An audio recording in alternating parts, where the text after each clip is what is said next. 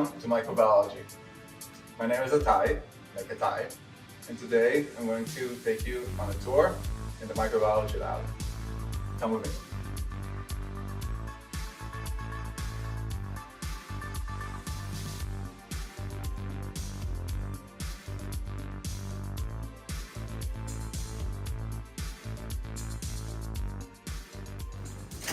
In the microbiology lab, safety is paramount. That is why from the moment we walk in to the moment we leave, we have to wear our lab coats on at all times to protect ourselves from harmful substances that we may come into contact with while working at the lab. When ordering tests for patients, it is important to remember the 5 rights of lab medicine. That the right test is ordered, the right patient, the right time, not after antibiotics are given, but before. We have the right indication, and after collecting the specimens and analyzing them, we proceed with the right treatment plan. Transportation of dangerous goods, or TDG for short, involves the transportation and reception of the specimens that we've ordered. The transportation involves reception of anonymized and sealed bags containing the specimens we ordered, completely anonymized to maintain patient confidentiality. Once specimens are received in the microbiology lab, they are cultured by the medical laboratory assistants and then analyzed by the medical laboratory technicians. 4 different types of agar that we'll talk about in this course are the blood agar, the CNA agar, the McConkey agar, and the chocolate agar. Blood agar is our general culture medium to grow most types of diphtheria. If we want a selective and differential media for gram-positives, we have the CNA media. Likewise, for gram-negatives, we have our McConkey agar. And for our difficult-to-grow organisms, we have chocolate agar. This is the biosafety cabinet, or the BSC. We use the BSC to make sure that our samples are kept sterile from the outside world. Some BSCs can also allow us to be kept safe from any harmful substances that we might come into contact with within our samples. Before using the BSC, we have to make sure that we put on our gloves and cover any outside accessories such as watches, so that none of those can get contaminated while we're working in the BSC. The difference between the fume hood and the BSC is that while the fume hood only protects us from the harmful substances that we may be working with, the BSC can also keep a sterile environment that protects the samples that we're working with from the outside environment. When culturing blood for harmful organisms, we can use automated machines to streamline the process. For example, this bottle contains broth that grew an organism. We can tell that it grew an organism by the color change indicated at the bottom. This is indicated by a pinkish hue. The machine detects that pinkish hue and tells us that an organism has been detected. Once an organism is detected, we will need to do follow-up tests, such as a gram stain. Additionally, a physician might want to order additional specimen collection or treatment plans. The quality of the specimen collected may be affected by the sterility of the technique used or by the volume of blood that we use to culture our specimen. Both of these might affect the outcome, including producing false positives or false negatives.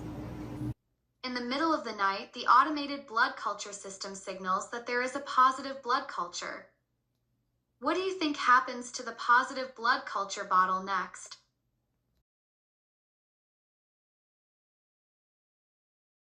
When a blood culture turns positive, it must be worked on immediately.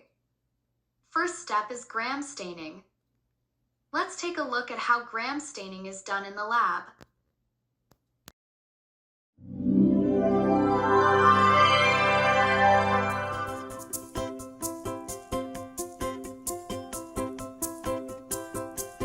In this video, we're following the CDC safety protocols for the use of PPE and equipment.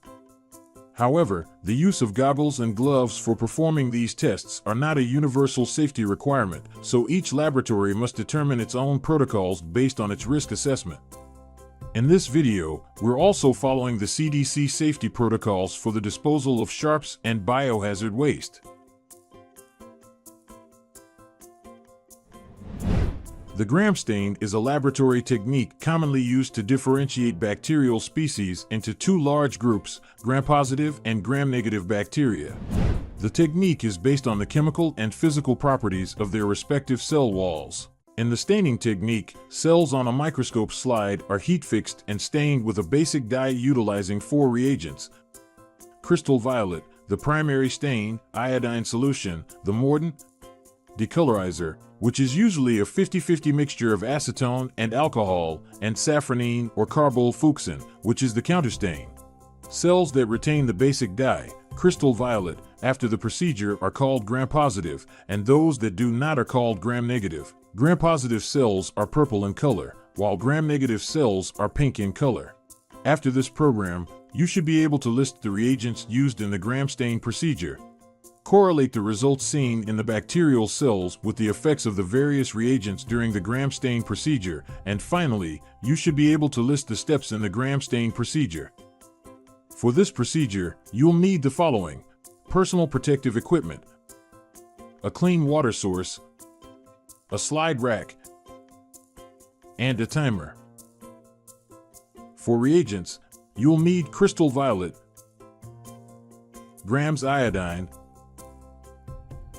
a decolorizer, which is usually a 50-50 acetone/alcohol mixture, and safranine or carbol-fuchsin.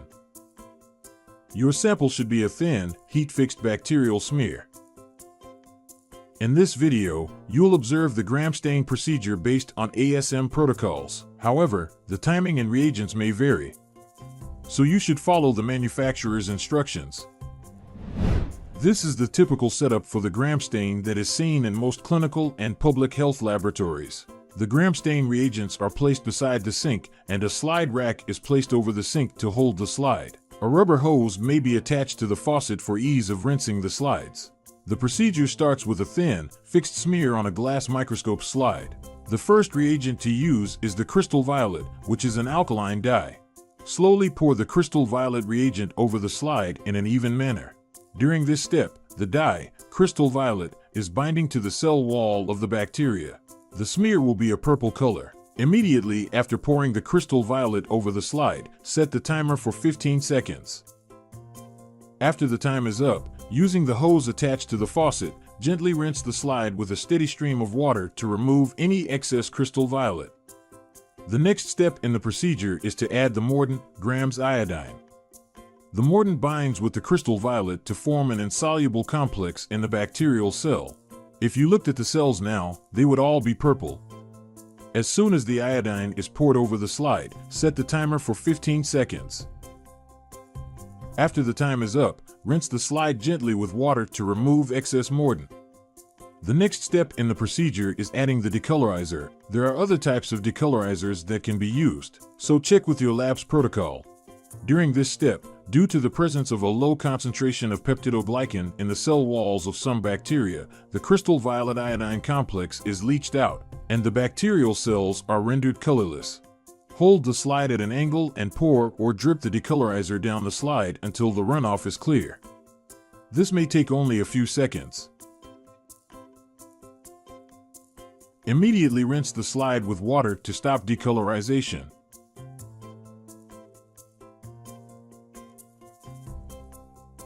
Please note, the timing of this step may vary depending on the type of decolorizer and the thickness of the smear.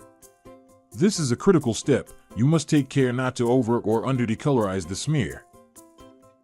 The cells that are gram-positive, those with high peptidoglycan content, remain purple, and those that are gram-negative, with a low peptidoglycan content, are colorless.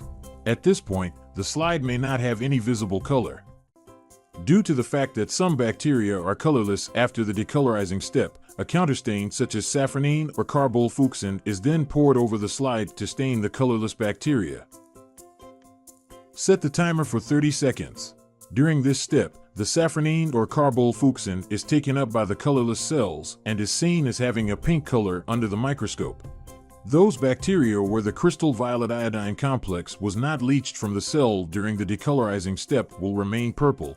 After 30 seconds, rinse the slide gently with water to remove excess counterstain and allow the slide to air dry. After the slide has air dried, it can be examined under the microscope. Looking under the microscope, you will see organisms that are gram-positive purple or gram-negative pink. Here, you can see Staphylococcus aureus, which is gram-positive.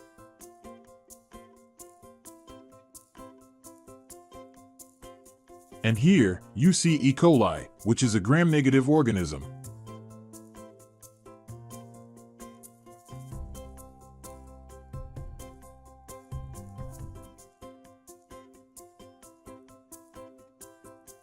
To summarize the steps for the gram stain, pour the crystal violet onto the fixed smear.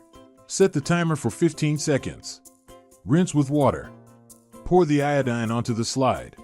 Set the timer for 15 seconds and rinse with water. Hold the slide at an angle and pour the decolorizer onto the smear until the runoff is clear. Rinse with water. Pour the counterstain onto the slide. Set the timer for 30 seconds and rinse with water.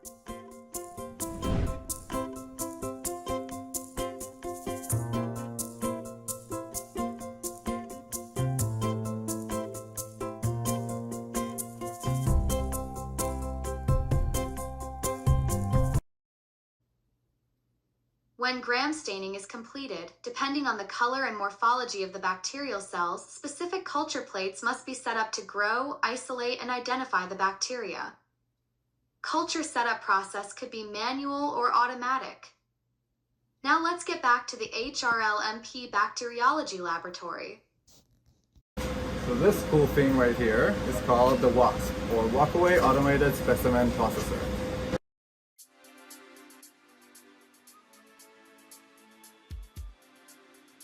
First, the technician puts the sample in the machine.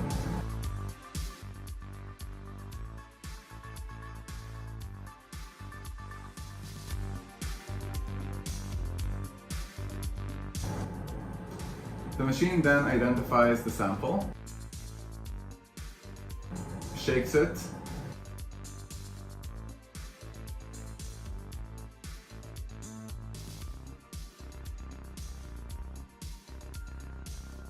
and takes an agar plate while unscrewing the cap.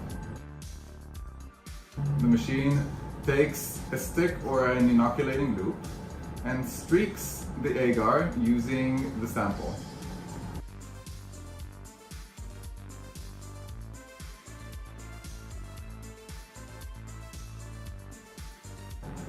The machine then puts a lid onto the sample. The machine then transfers the plate to the front.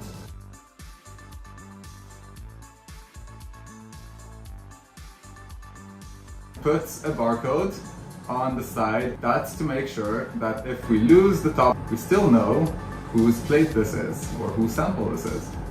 The plate is put on the conveyor belt. Once the culture plates are streaked, they must be incubated overnight at a specific temperature in the incubator to allow the bacteria to grow. Other organisms we might come across in the microbiology lab include both a mix of lactose fermenting and non-fermenting organisms, as you can see here.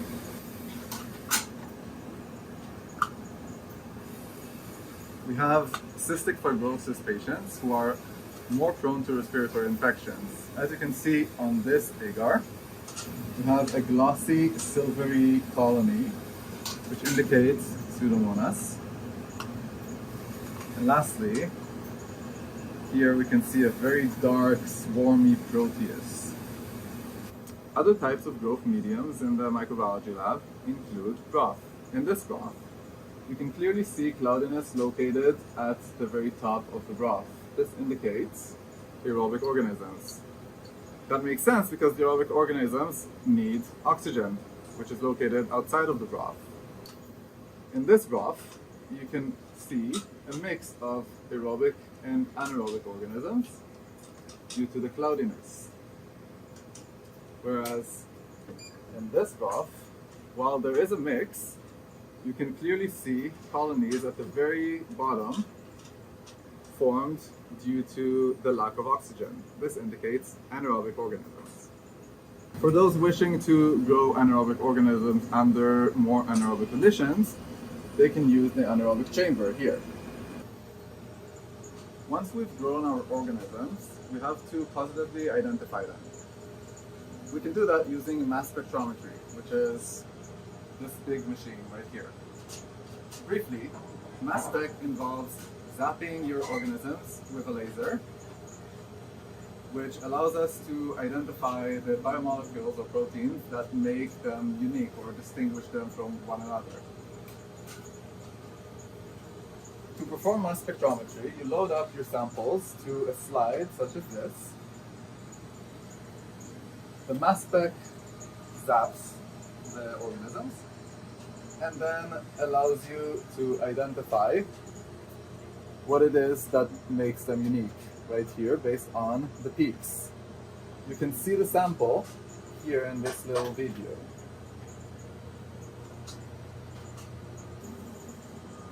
Another method for testing for organisms involves Vitek. As you can see here, you load up your organisms into the different slots in the Vitek card, and each color indicates a different organism. You can also use these Vitek cards to test for antibiotic resistance or susceptibility.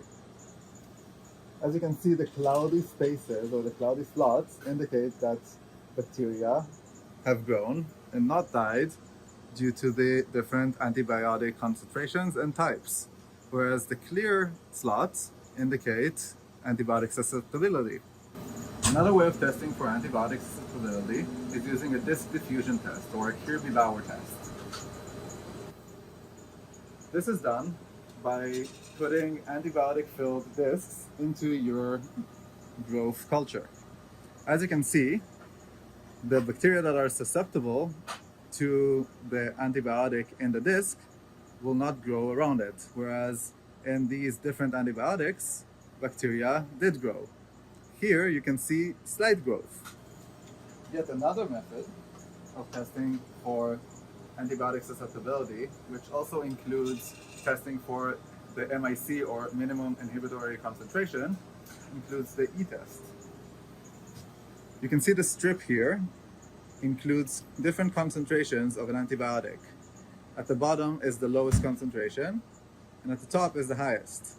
As the concentration increases, you can see that the growth begins to halt.